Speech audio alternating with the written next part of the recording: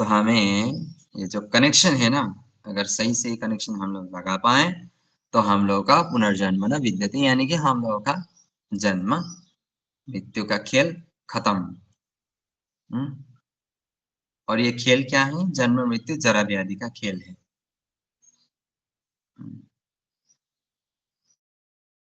और मेरा तो ये मानना है, इस संसार में किसी का भी जन्म नहीं होता। इस संसार में कोई भी जन्म नहीं लेता, कोई भी, पशु पक्षी हो, मनुष्य हो, इस संसार में कोई भी जन्म नहीं लेता। कैसे? अभी आप लोग सोच सकते हैं, नहीं हम लोगों ने तो माता के गर्भ से जन्म लिया। आप लोगों ने जन्म ही कहाँ लिया? जैसे ही माता के गर्भ से निकला, हाँ, प्रकट हुए, जन्म लिया, तब से तो आप मृत्यु मृत्यु तो एकदम साय की तरह आपके पीछे भाग रहा है। तो आपने जन्म ही क्यों लिया? कहाँ लिया? आप तो मरने के लिए आए हैं। शास्त्र तो ऐसा ही बोलता है, भागवतम, कि हर एक पल जितना जितना बार हम लोग ये पल के झपकाते हैं, उतना बार हम लोग मृत्यु को जीतते हैं, मृत्यु को मात देकर फिर वापस आते हैं। अरे किस किसने पल के झपका? ओके। हाँ? तो यहाँ पर मुझे तो लगता है किसी का जन्म नहीं होता। हर कोई मृत्यु होता है, यहाँ पर हर किसी का मृत्यु होता है। हाँ? माता के जन्म के तुरंत बाद भी वो मर सकता है। जन्म कहाँ हुआ? यहाँ तो सबका मृत्यु हो रहा है, जन्म कहाँ हो रहा है? जन्म तो उसका होता है जो कभी मरता नहीं, वो केवल गोलोक धाम में होता है, जो भगवत धाम को प्राप्त करता है, जो वहां पर जाता है, उसके बाद कोई नहीं। ओके, श्लोक संख्या 17। 17 किनका है? प्रभु मेरो। Okay. Hare Krishna. Bhagavad Gita as it is, chapter 8, Attaining the Supreme, text number 17. Sahasrayuga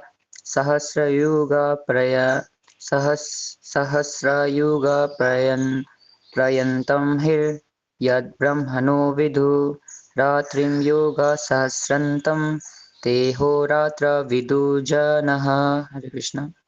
हरे कृष्ण।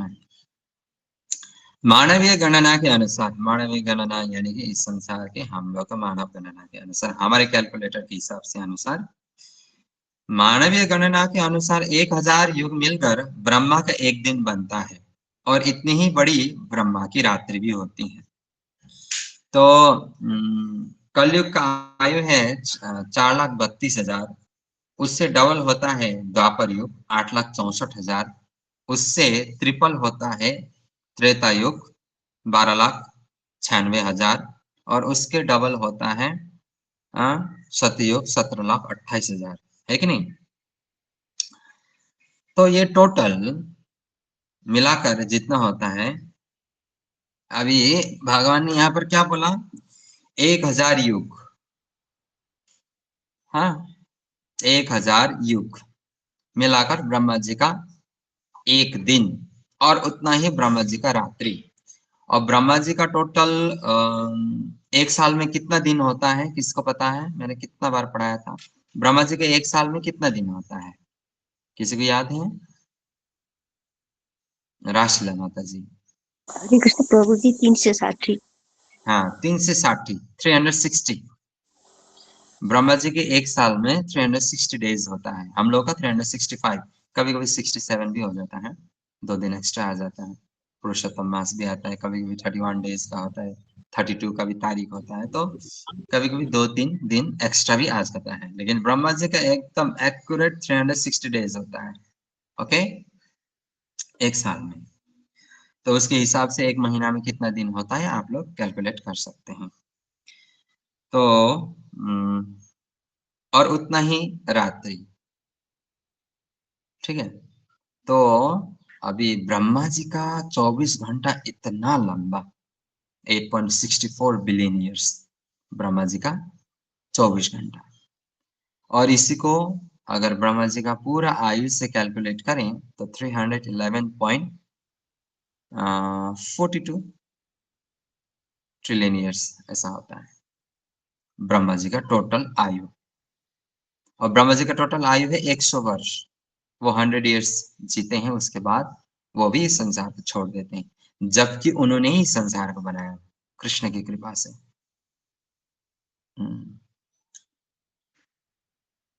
ब्रह्मा जी पहले व्यक्ति थे जब भगवान के विराट रूप को देखा था। उस दिन मुझे कोई पूछ रहा था कि भगवान का विराट रूप फेक है, ऐसे ही बनाया था, वो शास्त्र में है ही नहीं।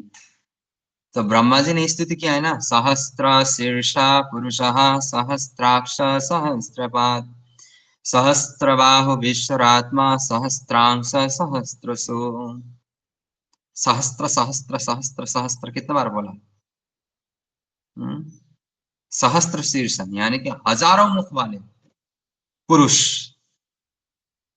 ब्रह्मा जी ने पहले यही रूप देखा था भगवान का, फिर उसके बाद उनकी कृपा से फिर उन्होंने बहुत भयंकर तपस्या किया 10,000 वर्ष तक। उसके बाद फिर चतुर्भुज रूप दर्शन हुआ, फिर कृपा मिला, फिर वेद का ज्ञान मिला।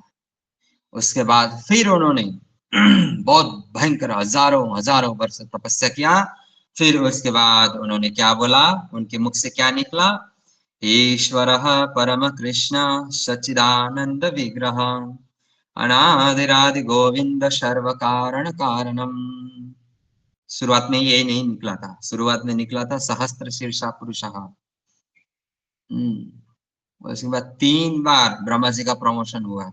उसके बाद उन्होंने बोला, उनको मूल ज्ञान जान पड़ा, तो उन्होंने बोला ईश्वर परम कृष्ण सच्चिदानंद विग्रह अनादिरादि गोविंद सर्व कारण कारणम। फिर उनको चतुश्लोकी भागवतम का उनको ज्ञान मिला।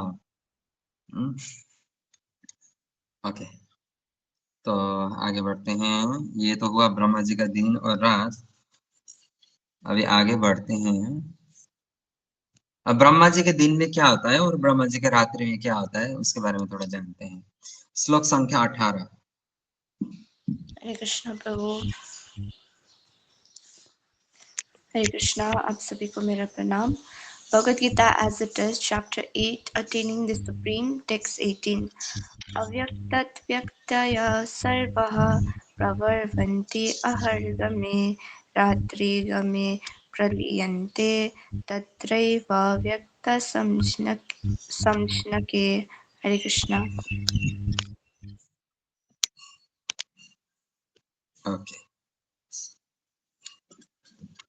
ब्रह्मा के दिन में, ब्रह्मा के दिन के शुभारंभ में सारे जीव अव्यक्त अवस्था से व्यक्त होते हैं, और फिर जब रात्रि आती है तो वे पुनः अव्यक्त में विलीन हो जाते हैं। अब इसको मैं कैसे समझाऊं? जैसे ब्रह्मा जी का जब दिन होता है अव्यक्त और व्यक्त, अव्यक्त यानी कि अप्रकट, यानी कि जो दिखाई नहीं देता है, और व्यक्त यानी को जो दिखाई देता है। जैसे एक एग्जांपल है, जैसे जब सूर्यास्त होता है और रात्रि होता है, रात्रि में कुछ दिखाई देता है, अगर लाइट भी ना हो तो कुछ दिखाई देता है, कुछ नहीं दिखाई देता है। लेकिन इस संसार का प्रत्येक चीज एज इट इज होता है कि नहीं? जैसे कि तैसे ही होता है। और लेकिन हम लोग को दिखाई नहीं देता है, ऐसा लगता है कि चारों तरफ घोर अंधकार है, कुछ नहीं, कुछ भी नहीं है सामने। लेकिन जैसे सुबह होता है और सूर्य की किरण आस्ते आस्ते आस्ते आस्ते प्रकट हो जाता है। जैसे सुबह 5 बजे उठिए तो हल्का सा अंधेरा होता है, उतना अच्छे तरीके से नहीं दिखाई देता। लेकिन अभी 6:40 हो चुका है और ये जो उजाला है, अभी सब कुछ हम लोग बहुत दूर दूर तक हम लोग को सब कुछ दिखाई देता है। यानी कि ये प्रकट अवस्था सब कुछ, और रात्रि में अप्रकट अवस्था कुछ नहीं दिखाई देता है। लेकिन सब कुछ जैसे के तैसे ही होता है, एज इट इज ही होता है। यथारूपी होता है, कोई चेंजेस नहीं होता। तो ये ब्रह्मा जी के दिन और रात्रि में ऐसा होता है। ठीक है। हम सब जीव, जैसे रात्रि के अंधेरे में नहीं दिखाई देता है, लेकिन जैसे उजाला होता है सब कुछ दिखाई देता है। ब्रह्मा जी के रात्रि में हम लोग ऐसे ही होते हैं, और ब्रह्मा जी की सुबह में फिर सब कुछ फिर दिखने लगते हैं, प्रकट हो जाते हैं। ठीक है। अव्यक्ता और व्यक्ता, कोई चेंजेस नहीं होता है जहां पर एकदम वो, क्योंकि ब्रह्मा जी के दिन में सृष्टि का संचालन होता है, और ब्रह्मा जी के रात्रि में प्रलय होता है। ठीक है। तो अभी हम लोग और आगे बढ़ते हैं, इसका और क्लियर डेफिनेशन मिलेगा। श्लोक संख्या 19 Hare Krishna Prabhu. Bhagavad Gita, chapter 8, verse 19. भूतग्राम स एव्ययं भूत्वा भूत्वा प्रलयते रत्यगामवस पार्थ प्रभवत्याहरग्रमे। ओके। जब जब ब्रह्मा का दिन आता है तो सारे जीव प्रकट होते हैं, और ब्रह्मा की रात्रि होते हैं असहायवत विलीन हो जाते हैं। ये अगर मैं आप लोगों को इस संसार के भौतिक उदाहरण दूं, तो जैसे एक दुकान, मान लीजिए एक राशन दुकान है, और राशन दुकान में क्या क्या होता है, चावल आटा बहुत सजा कर रखते हैं ना, बोरी बोरी बस्ता बस्ता में वो रखता है, वहीं से वो मेजरमेंट करके थोड़ा देते हैं, तराजू में तौल के देते हैं। अभी तो कंप्यूटर का आटा बोलते हैं। हाँ, तो ऐसे अलग अलग होते हैं, दुकान में सब कुछ सजाया हुआ होता है। तो जब रात्रि का 10-11 बज जाता है तो वो दुकानदार क्या करता है, शटर नीचे गिरा देता है। हम्म, और फिर जब सुबह होता है तो वो शटर उठा देता है, फिर अपना काम शुरू। जब रात्रि होता है शटर नीचे गिरा देता है, काम बंद।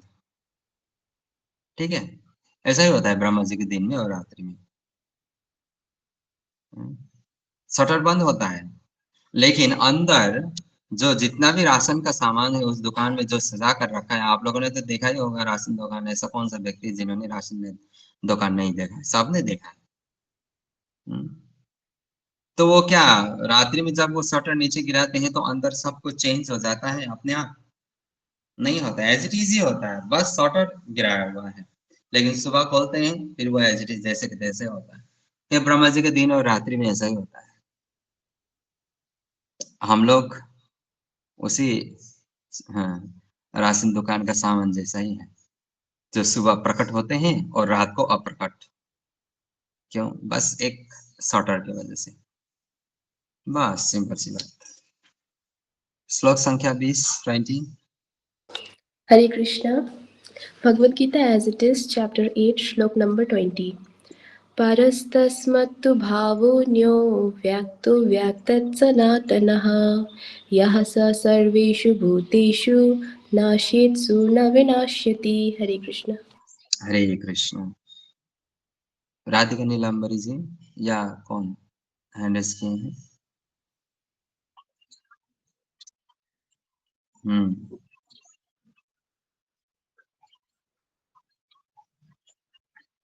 हम्म।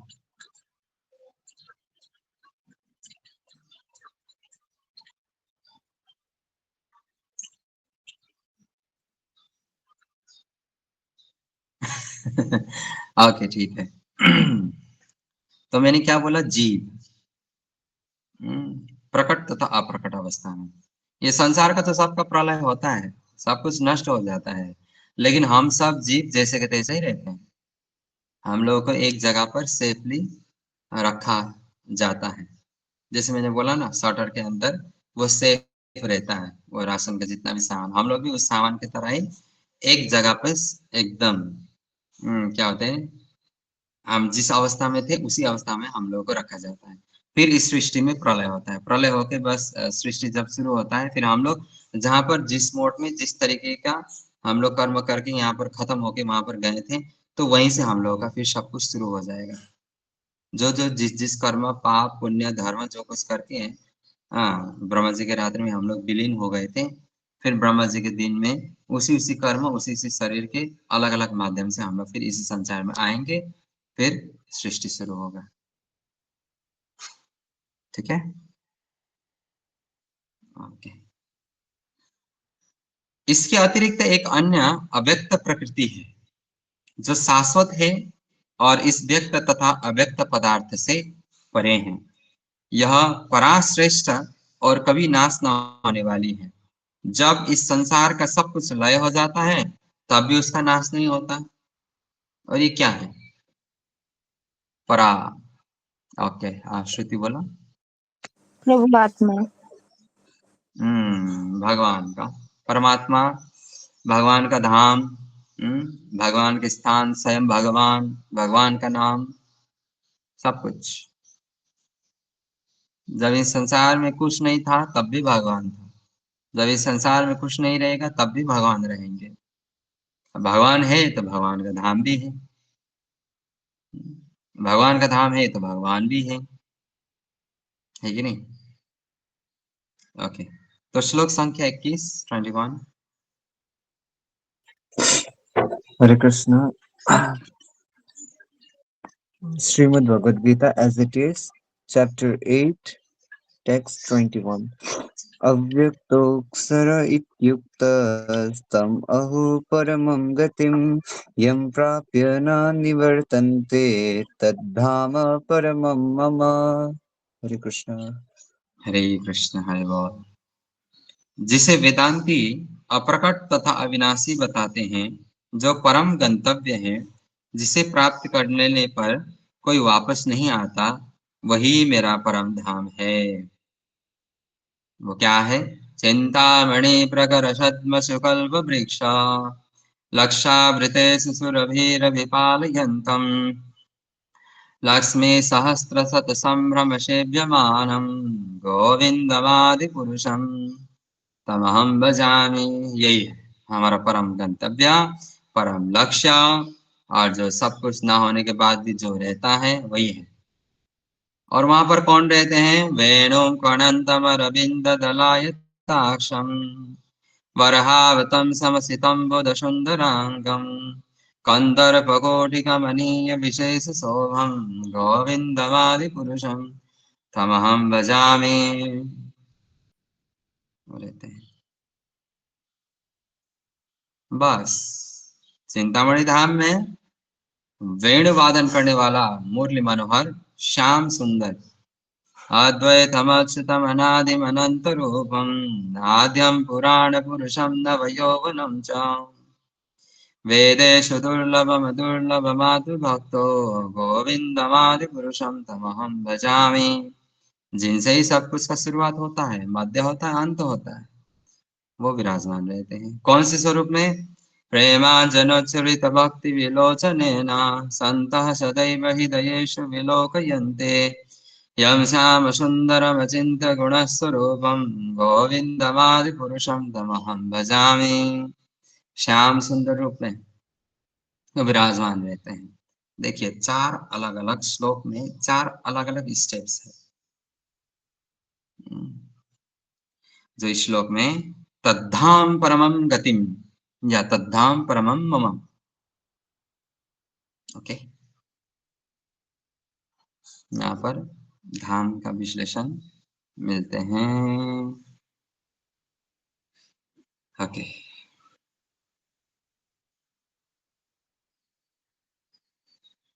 श्लोक संख्या 22। Hare Krishna, Bhagavad Gita as it is, chapter 8, Attaining the Supreme, text 22. Purusha sa parapartha bhaktya labhasya ananyaha yashyantastane bhutani yena sarva idam tatam. Hare Krishna. हरे कृष्णा।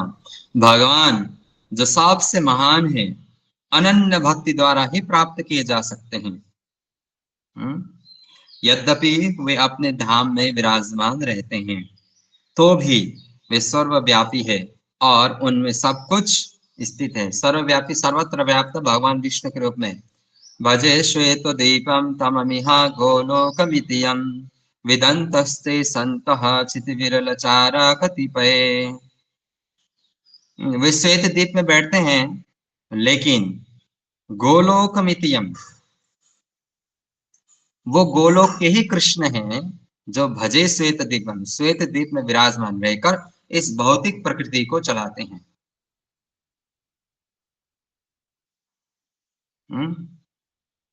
हम लोग डायरेक्ट वैकुंठ को नहीं जा सकते। जैसे हर एक देश के बीच में एक बॉर्डर होता है ना, उसी प्रकार से कारणोदक्षाय विष्णु, गर्भोदक्षाय विष्णु और क्षीरोदक्षाय विष्णु के बीच में भी एक बॉर्डर होता है। हम डायरेक्ट उस वैकुंठ लोक में एंट्री नहीं मार सकते, हम लोग ये श्वेत द्वीप में जाते हैं। ये श्वेत द्वीप में अष्टभुजाएं वाला वहां पर विष्णु है, वहां विराजमान रहते हैं। श्वेत कलर का वस्त्र पहनते हैं, श्वेत कलर का शेषनाग है, श्वेत कलर का मणिमुकुट है, श्वेत कलर का उस प्रकाशमान है, तो वहां पर जाते हैं। वही विष्णु सर्वत्र रूप में व्याप्त है।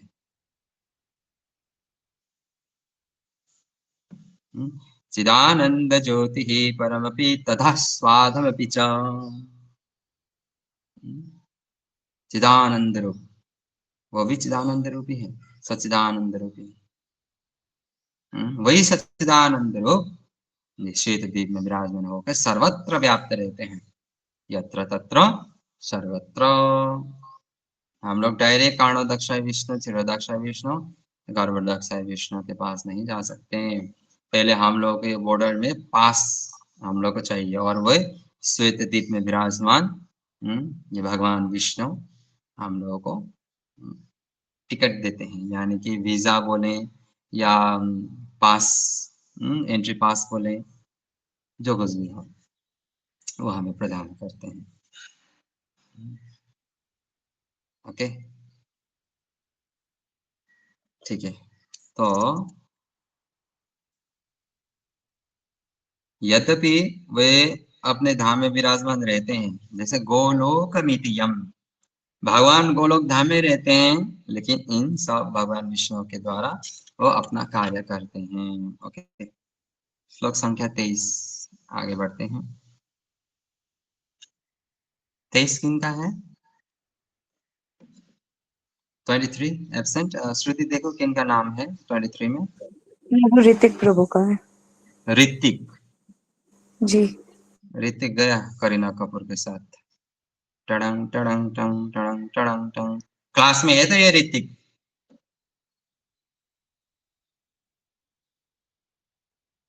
देखो देखो हालत, क्लास में एंट्री मार के बस अटेंडेंस देकर बिंदास घूम रहा है। ओके, श्रीमद् भगवद गीता यथारूप अध्याय 8 श्लोक संख्या 23। यत्र काले त्वनावृत्तिम् आवृत्तिं चैव योगिनः प्रयता यान्ति तं कालं वक्ष्यामि भरतर्षभः। भरतश्रेष्ठ, अब मैं तुम्हें उन विभिन्न कालों को बताऊंगा जिनमें इस संसार से प्रयाण करने के बाद योगी पुनः आता है अथवा नहीं आता। ओके, श्लोक संख्या 24 आज हम लोग कंप्लीट करते हैं इस हरे चैप्टर कृष्णा। को। हरे कृष्णा। आप सभी को मेरा प्रणाम। भगवद गीता यथारूप अध्याय 8 श्लोक संख्या 24।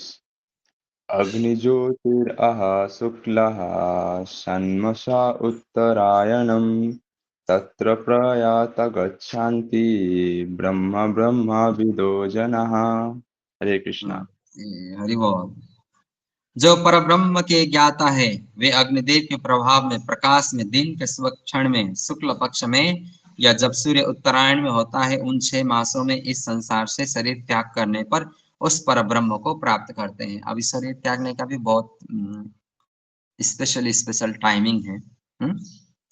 जो भगवान को परब्रह्म को जानता है वो अपने हिसाब से शरीर को त्यागता है, जैसे अग्निदेव के प्रभाव में, दूसरा उजाला में, प्रकाश में, तीसरा दिन के जो शुभ, हर एक दिन में एक शुभ शाहिद होता है, मुहूर्त होता है, उसमें त्यागता है, या तो शुक्ल पक्ष में त्यागता है, या तो जब सूर्य उत्तरायण में जाता है, ये 6 महीना में एक बार होता है। अभी अभी 1-2 महीना पहले गया था, सूर्यदेव उत्तरायण में था, जैसे भीष्मदेव ने भी ऐसे ही त्यागा था। उन्होंने बहुत लंबा वेट किया था सूर्यदेव उत्तरायण में जाने के लिए। और बहुत सारे शास्त्रों में अलग-अलग वर्णन किया गया है। किसी में युद्ध खत्म होकर लगभग उन्होंने और 18 दिन बोला है, किसी में 56 डेज बोला है, किसी में तो 3 महीना तक ऐसा बोला गया है, क्योंकि वो उत्तरायण का वेट कर रहे थे। उन 6 मासों में इस संसार में शरीर त्याग करने पर उस परब्रह्म को प्राप्त है। अभी इस तरीके से जो शरीर को त्यागता है वो भगवान को प्राप्त कर लेता है। अभी हम लोग तो ऐसे नहीं त्याग सकते। हम लोग तो क्या है, रात को खाया हुआ सुबह टाइम पे नहीं त्याग सकते, शरीर क्या त्यागेंगे? कोई आता पता नहीं, जब प्रेशर आता है तो निकलना पड़ता है। तो वो शरीर त्यागने का तो बात छोड़ ही दीजिए। ओके, श्लोक संख्या 25 वर्णाली माता जी। हरे कृष्णा। सभी वैष्णव भक्तों को मेरा प्रणाम। श्रीमद् भागवत गीता यथारूप अध्याय 8 श्लोक 25।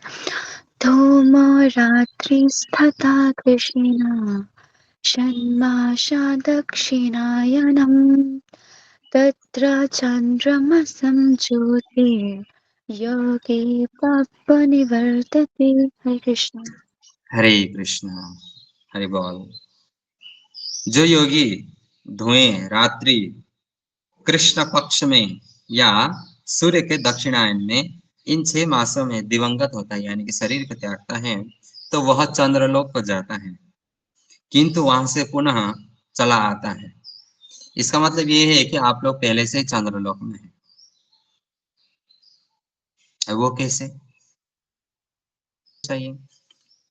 और वहां चंद्रलोक में जाने की आवश्यकता नहीं है। अभी चंद्रलोक में आप पहले से ही हैं।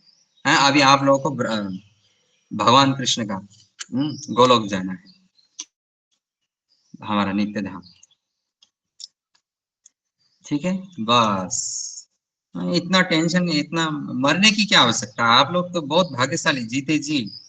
हाँ, चंद्रलोक में बैठकर आप लोग क्या कर रहे हैं? भागवत कथा कर रहे हैं। वाह, क्या किस्मत आप लोगों का। इसको बोला जाता है भारत भाग्य विधाता। ओके, श्लोक संख्या 27, सेकंड लास्ट श्लोक हमारा। हरे 27 कृष्णा दिन प्रभु जी। हरे कृष्णा, मेरा है प्रभु जी। प्रभु 26 होगा अभी। ए 26 में बोल गया कैसे? ऐसे होता है पेज में। 26 किन का है? देखो श्रुति, नाम किन का है 26? निकिता।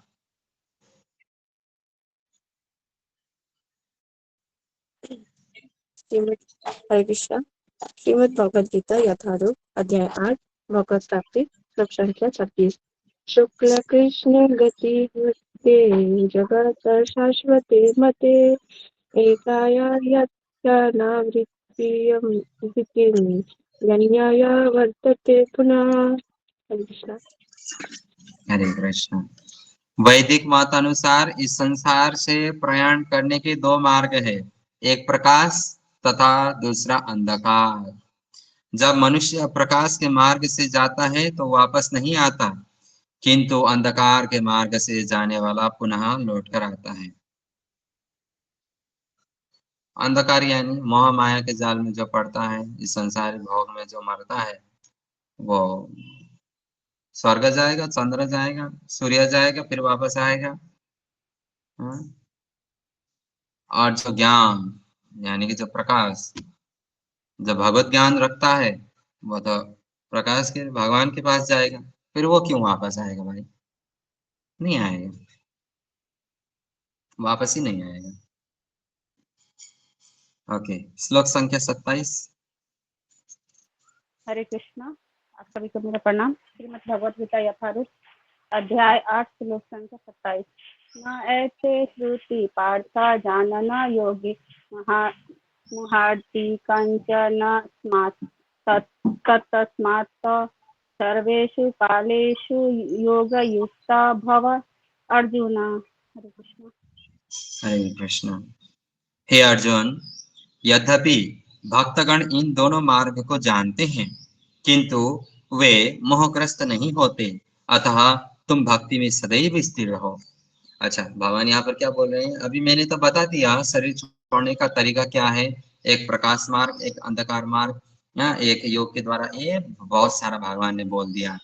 लेकिन भक्त को इन सब से कोई परवाह ही नहीं है। मैं प्रकाश मार्ग से जाऊंगा या जाने के मिलेगा नहीं मिलेगा, अंधकार से जाऊंगा, वो चिंता ही नहीं लेता है। वो बस जब तक इस शरीर में रहता है वो भगवान का भक्ति करता है। वो एक ही चीज जानता है कि मुझे भक्ति करना है, मुझे इस तरीके से शरीर छोड़ना है, उस तरीके से शरीर छोड़ना है, अंत समय मेरा क्या होगा, अभी अभी मेरा क्या होगा, अगर अगले सेकंड मर जाऊं तो क्या होगा। वो ऐसा कुछ नहीं सोचता है। बस उसके दिमाग में एक ही सोच आता है, क्या आता है कि मुझे भगवान का स्मरण करना है।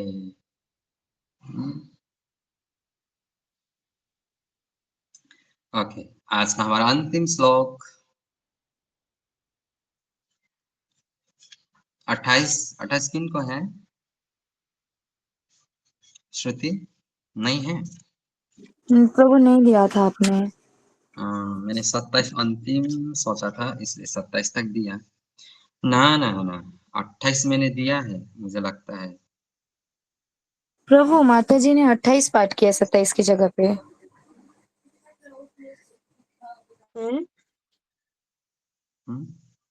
ओके, नहीं, मैंने 27 वेदेषु ही किया है। यज्ञेषु तपसु चैव दानेषु यत् पुण्यफलं प्रदष्टिम् अत्येति तत्सर्वमिदं विदित्वा योगी परम स्थानमुपैति चाध्यम्। जो व्यक्ति भक्ति मार्ग स्वीकार करता है, जो व्यक्ति भक्ति मार्ग स्वीकार करता है, वह वेद अध्ययन, तपस्या, दान, दार्शनिक तथा सकाम कर्म करने से प्राप्त होने वाले फलों से वंचित नहीं होता। वह मात्र भक्ति संपन्न करके इन समस्त फलों की प्राप्ति करता है और अंत में परम नित्य धाम को प्राप्त होता है। निताय गौर प्रेमानंदे।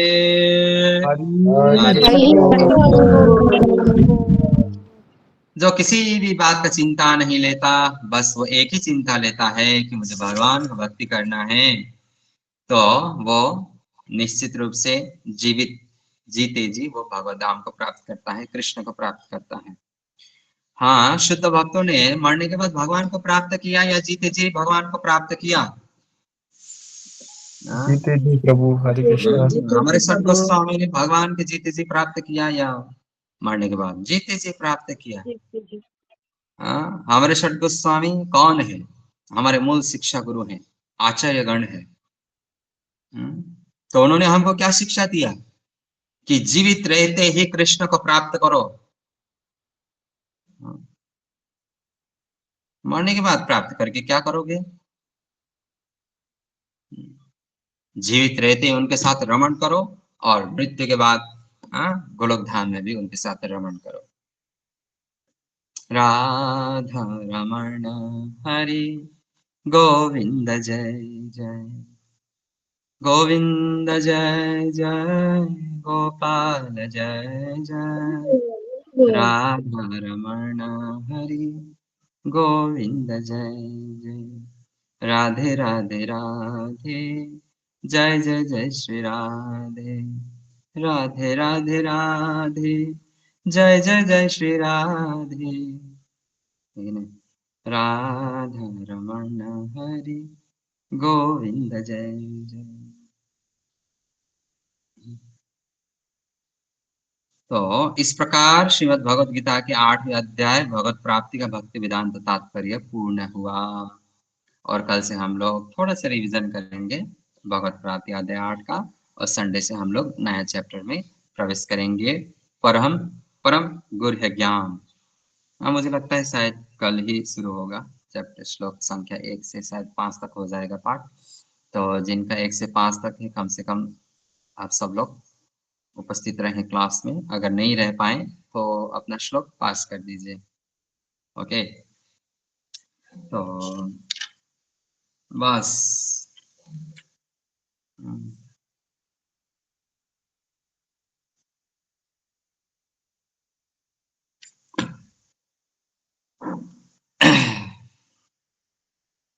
तो हम लोगों को क्या करना है, एकदम अभिषी अवस्था में भगवान के साथ प्रेम, मैंने बोला ना, आनंद चिन्मय रस प्रति भाविताभिस्ताभिर एव निज रूपतया कलाभि। जो कलाओं का धनी है भगवान श्री कृष्ण, उनके साथ क्या करना चाहिए? हम लोग को भी जुड़ना चाहिए, कनेक्शन बनाना चाहिए। तो जानते हैं भगवान का सबसे मूल कला क्या है? मेन कला क्या है भगवान का? भगवान का 64 कला है, उनमें से एकदम टॉप मोस्ट भगवान का एक कला है जो हमारे अंदर भी होता है।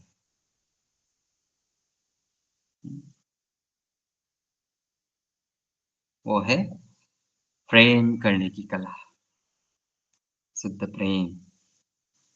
हम, क्योंकि भगवान श्री कृष्ण हमसे विशुद्ध प्रेम करते हैं, तो हम लोग भी भगवान के साथ विशुद्ध प्रेम करना चाहिए।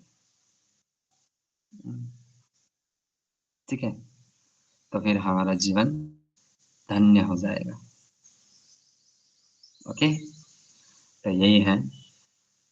और हमारे गोस्वामीगण ने हम लोग को यही शिक्षा दिया है। उन्होंने जीते जी कृष्ण प्रेम ऐसा उन्होंने भगवान को विवश कर दिया कि उन्होंने, भगवान तो छोड़िए, श्रीमती राधा रानी ने भी उनको साक्षात दर्शन दिया। राधा रानी का दर्शन मिलना बहुत कठिन, बहुत कठिन। ठीक है, और यहाँ पर बोला ना, समस्त शास्त्र वेद अध्ययन योग ये सब, ये तो हमारे गोपीजन, गोपीजन जो होते हैं ना, बड़े से बड़े योगियों का भी योगी है। युद्ध शुरू हो गया है, अब हम लोगों का क्या होगा? द्वापर युग में भी तो महाभारत में युद्ध शुरू हो गया था, तो भक्त लोग का क्या हुआ था? भगवान के सुरक्षा संरक्षण में थे। तो अभी भी हम लोग भगवान के संरक्षण में रहेंगे।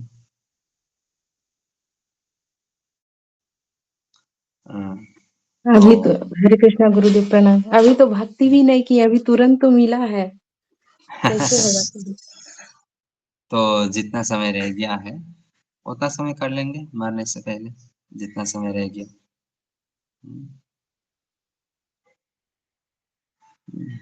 मैं उस दिन भी बोला ना, इस संसार में भक्त हो अभक्त हो, जो डरता है वो पल पल मरता है, जो डरेगा वो मरेगा। या उससे पहले अगर मैं बोलूं तो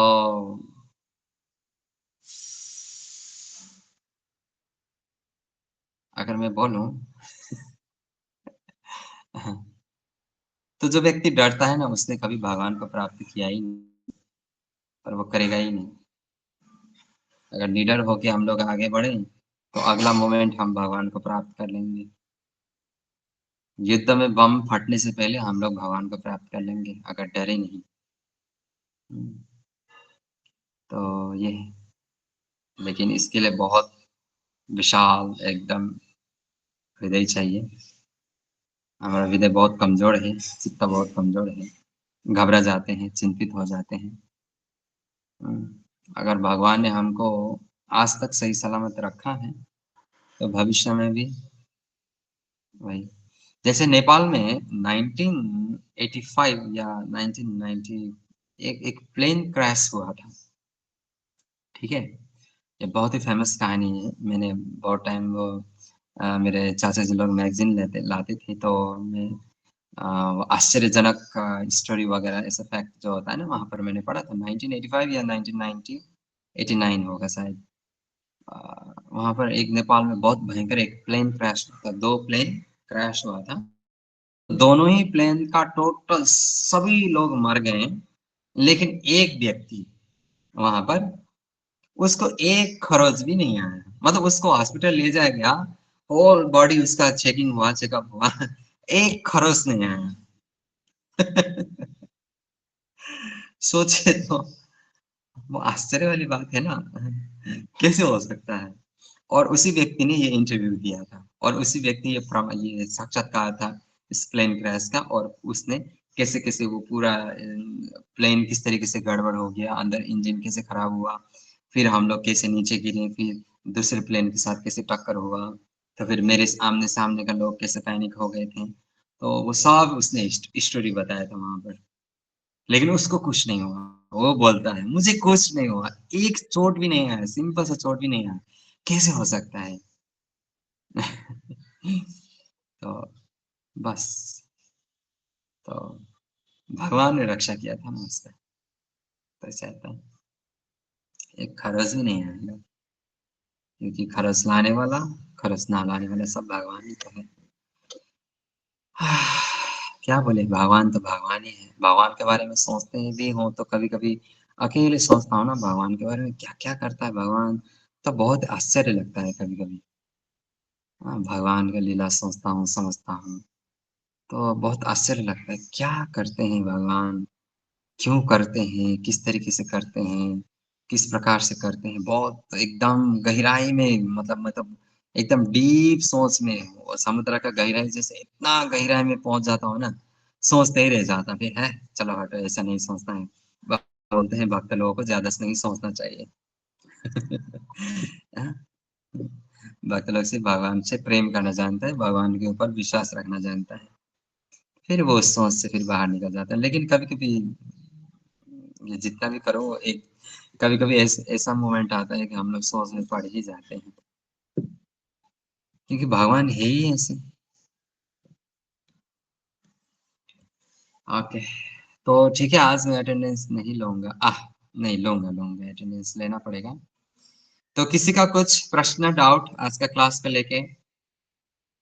अंजलि माता जी का डाउट है। हरे कृष्ण प्रभु। प्रभु मतलब यस्तो भन्छ होइन, कृष्णलाई प्राप्त गर्नको लागि प्रेम इज इम्पोर्टेन्ट होइन, प्रेम नै चाहियो। त प्रभु हामी ज्ञानले प्रेम डेभलप गर्छु कि जब हामी प्रेम गर्छु त्यतिखेर ज्ञान आउँछ प्रभु? ओके, माता जी का बहुत सुंदर प्रश्न है।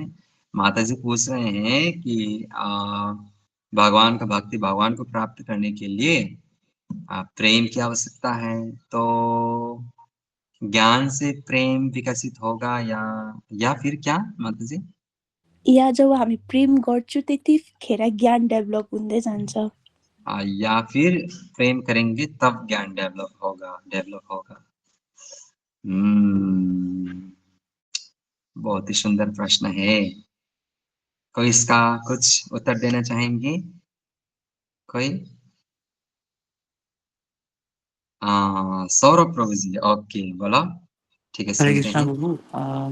प्रेम से ज्ञान का ही तो बात सब जगह देखा है, पर कभी कभी ये भी है कि अगर कोई ज्ञान से भी जाना चाहे तो वो वाला प्रोसेस थोड़ा लेंदी होता है प्रभु। प्रेम से ज्ञान वाला ही इजी और शॉर्टेस्ट। ओके, अभय बाबू। प्रभु सेम ही है, क्योंकि जैसे कि हमारे गौर किशोरदास बाबा जी महाराज थे, वो भी उनका भी ये कहा जाता था कि वो अनपढ़ थे। कहने का मतलब ये कहा जाता था। लेकिन प्रभुपाद कहा करते थे, भक्ति सिद्धांत सरस्वती ठाकुर प्रभुपाद, कि मेरे गुरु के पास सारा ज्ञान है। और मेरे लोग कहते हैं कि मेरे गुरु को सिग्नेचर करना नहीं आता, मैं हूँ मेरे गुरु का सिग्नेचर, मैं ही हूँ मेरा गुरु का सिग्नेचर। तो मतलब कहने मतलब कि उनका ज्ञान है ना, वो नाम जितना जपता है इंसान और जितना ज्यादा प्रेम होता है भगवान से, ज्ञान स्वतः विकसित हो जाता है फिर उसके साथ साथ। हरे कृष्णा ओके, प्रभु जी। नेक्स्ट लेते हैं राशना माता जी। हरे कृष्ण प्रभुजी, प्रणाम प्रभुजी। प्रभुजी त्यति त मलाई ज्ञान त छैन, तर म भगवत गीताबाट नै भन्नुपर्दाखेरि जसरी 10.10 मा तेसाम सतत युक्तानम भजताम प्रीतिपूर्वकम ददामि बुद्धियोगत तामेन, त्यो जुन छ नि भगवानले के भन्नुभएको छ नि, मलाई प्रेमपूर्वक जसले मलाई मद्दत गर्छ त्यसलाई म बुद्धि प्रदान गर्छु भनेपछि प्रेमबाट नै बुद्धि प्रदान हुन्छ होला जस्तो लाग्छ मलाई प्रभुजी। हरे कृष्ण। हरि बोल, बहुत हेवी श्लोक लेके आए हैं माता जी ने, एकदम प्रामाणिक श्लोक। ओके, और एक लेते हैं सनातन प्रभु जी। हरे कृष्णा प्रभु प्रणाम। जस्तो कि माताजीले तेषां सततयुक्तानां भजतां प्रीतिपूर्वकं ददामि बुद्धि योगम तम येन माम उपयन्ति भन्नुभयो। त्यस्तै अब यो श्लोकमा प्रभु अगर हामीले यो पनि त बुझ्नु पर्यो, हामीले कृष्णलाई प्रीतिपूर्वकम यो पनि त ज्ञान हो, यसलाई बुझ्नै सबभन्दा ठुलो ज्ञान हो। भजतां प्रीतिपूर्वकम, योभन्दा ठुलो के ज्ञानै छैन। ओके। हाँ, ये तो अभी अभी ये डिस्कशन कैसा हो रहा है बोले तो, अंडा पहले आया या मुर्गी? बहुत बढ़िया डिस्कशन हो गया, वाह। बहुत सुंदर सुंदर। ठीक है, मैं लास्ट में डिसीजन में कंक्लूजन में आऊंगा। ओके, राधिका नीलांबरी जी।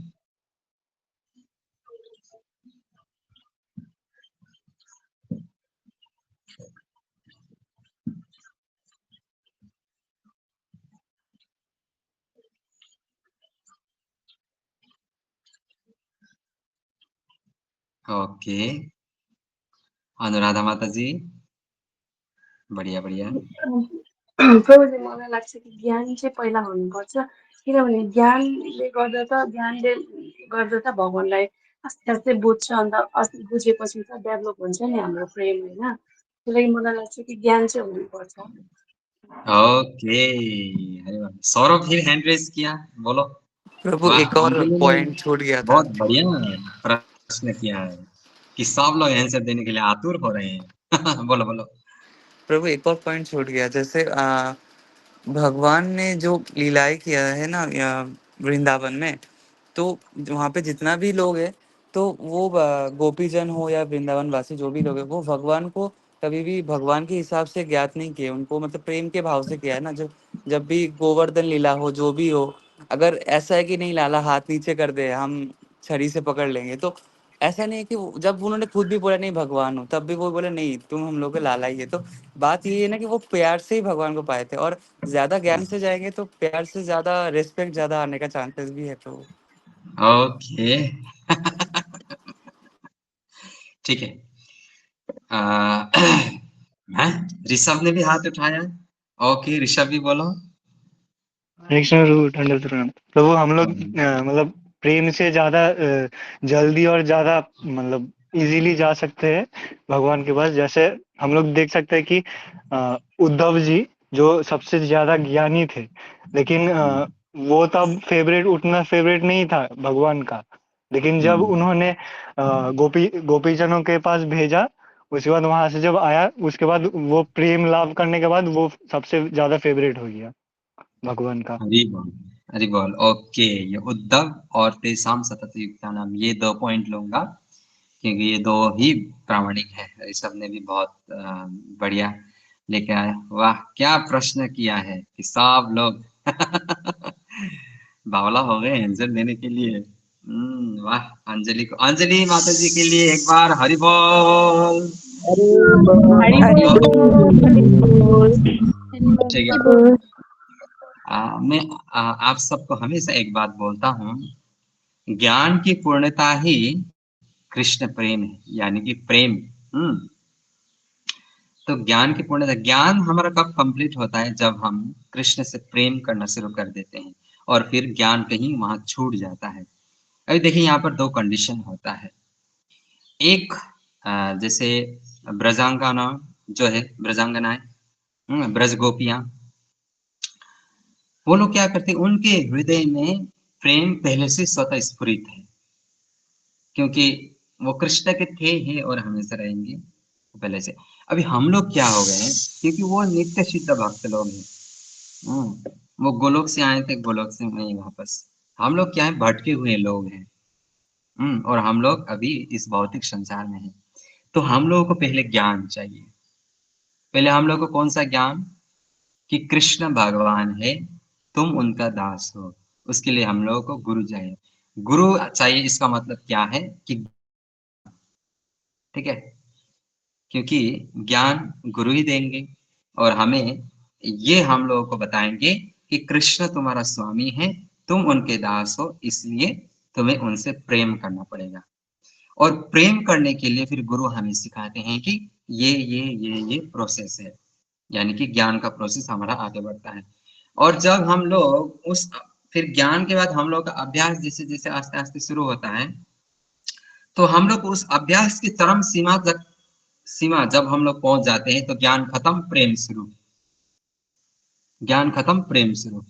और ज्ञान एक साइड, उसमें फिर सिर्फ प्रेम रह जाता है। 2 कंडीशन, एक हम लोग का कंडीशन है और एक ब्रज गोपियों का कंडीशन है। वो लोग प्रेम करते हैं, प्रेम, उन लोगों को ज्ञान की कोई आवश्यकता नहीं। उन लोगों को ज्ञान भी दें तो कोई फर्क नहीं पड़ता। क्योंकि वो तो स्वयं योगियां हैं, योगी लोग हैं। ज्ञान तो उनसे प्रकट होता है। उद्धव जी महाराज जैसे प्रकांड विद्वान व्यक्ति उन लोगों को ज्ञान नहीं दे पाए, उल्टा उनको ज्ञान दे के भेज दिया, प्रेम का ज्ञान। उद्धव जी राधा राधा बोलना शुरू कर दिया था जब ब्रज से वापस गए। तो दो कंडीशन, एक हमारा कंडीशन है और एक है ब्रज गोपियों का कंडीशन। वहां ज्ञान मायने नहीं रखता, क्योंकि ज्ञान स्वयं उनसे प्रस्फुटित होता है, प्रकाशित होता है, और वो ज्ञान है कृष्ण से प्रेम करना, पागलों की तरह करना, नित्य करना। और हम लोगों का अभी ज्ञान में, बुद्धि में, मन में पर्दा लगा हुआ है। तो पहले गुरु के माध्यम से ज्ञान, ज्ञान से फिर हम लोग अभ्यास, अभ्यास से फिर जब अभ्यास की चरम सीमा पहुंच जाते हैं, ज्ञान फुल स्टॉप, साइड लग जाता है, फिर प्रेम, और प्रेम ज्ञान की पूर्णता है। इसलिए मैंने बोला ना, पहले मैं बोलता हूँ ना, ज्ञान की पूर्णता है कृष्ण से प्रेम करना। हमारा ज्ञान कब पूर्ण हो जाता है? जब हम श्री कृष्ण से शुद्ध प्रेम करना शुरू कर देते हैं। लेकिन तब तक के लिए हमें ज्ञान और अभ्यास चाहिए। मेरा आंसर समझ में आया ना आप लोगों को? हरि बोल प्रभु जी। हरि बोल। ओके। हरि बोल। हरि हरि बोल प्रभु। हम लोग डायरेक्ट प्रेम नहीं कर सकते, क्योंकि बोलिए तो अगर डायरेक्ट प्रेम कर सकते हैं तो हम लोग जन्म से ही भगवान को प्रेम क्यों नहीं किया, और गोपी जन जन्म से ही भगवान को प्रेम कैसे किया? फर्क है दोनों में।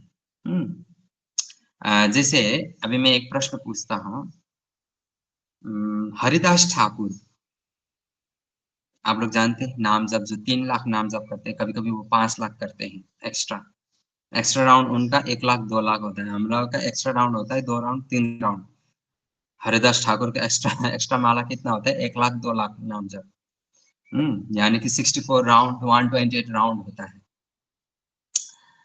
हरिदास ठाकुर और मैं 6 गोस्वामी में से एक गोस्वामी लेता हूँ, सबसे छोटा कम उम्र वाला कौन है?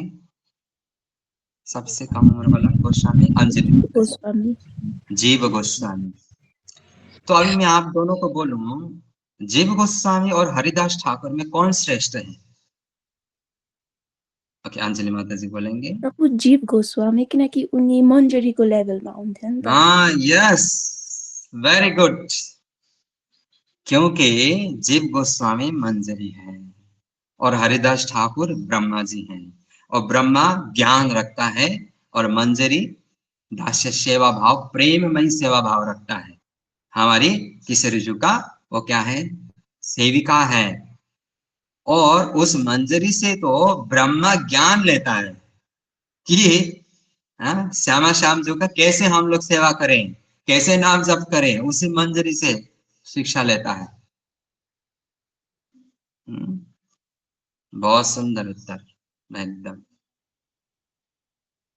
तो ज्ञान की पराकाष्ठा है कृष्ण प्रेम, ज्ञान की चरम सीमा है कृष्ण प्रेम, ज्ञान की पूर्णता है कृष्ण प्रेम, कृष्ण से प्रेम करना।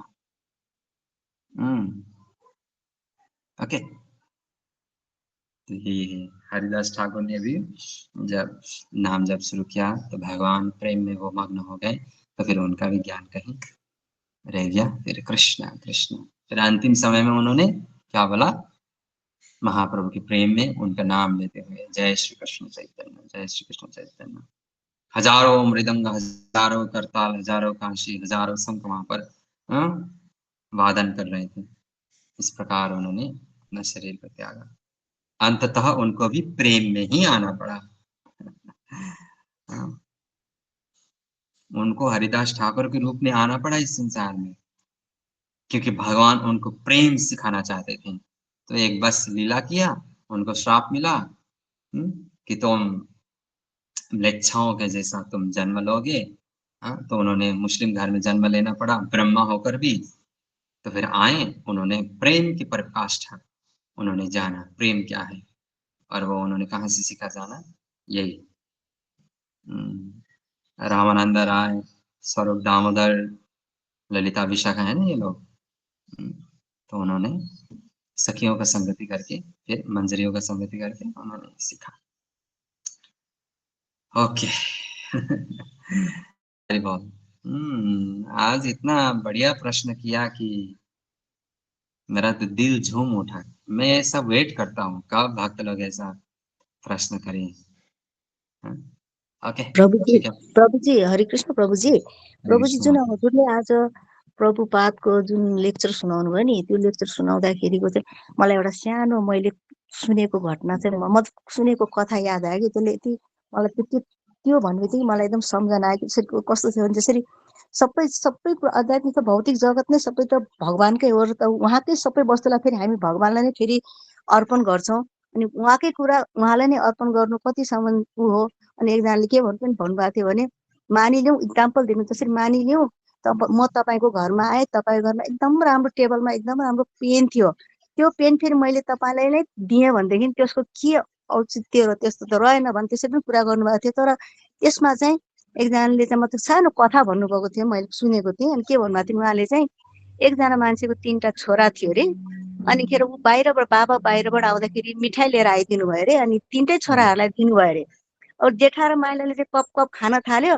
कान्छोले चाहिँ के गर्यो त्यो मिठाई लिएर गएर स्वयं बाबाकोमा गएर बाबाको काखमा बसेर बाबा मिठा तपाईँ खानु भनेर खुवाउँदाखेरि ऊ बाबा कति खुसी भयो। त्यसै गरिकन हामीले भगवानलाई भगवानकै कुरा भगवानमा हामीले समर्पित गर्दाखेरि भगवानमा आनन्द प्राप्त गर्नुहुन्छ अथवा एकदम प्रसन्न हुनुहुन्छ उहाँकै लागि हामी यस्तो गर्छौँ भनेर भन्नुभएको थियो। मलाई याद आइरहेको थियो प्रभुजी जी एकदम एकदम मिलेको थियो प्रभुजी। एकदम इसलिए मैंने शुरुआत में ही बोल दिया कि हम लोग अपने मम्मी पापा को जो हमारे लिए कुछ लेके आते हैं बाहर से, अगर उनको मम्मी आप भी खाइए, पापा आप भी थोड़ा खाइए, ऐसा बोलते हैं तो कितना अच्छा लगता है हम लोग को। बस यही है। तो सब कुछ भगवान का ही है और भगवान को ही ऑफर करना है और उन सब में से है हमारा शरीर और हमारा मन, ये हमें भगवान को ऑफर करना है। ठीक है। सबसे बेस्ट ऑफरिंग है हमारा माइंड, बॉडी एंड सोल। ठीक है। बस तो अटेंडेंस नहीं लेंगे।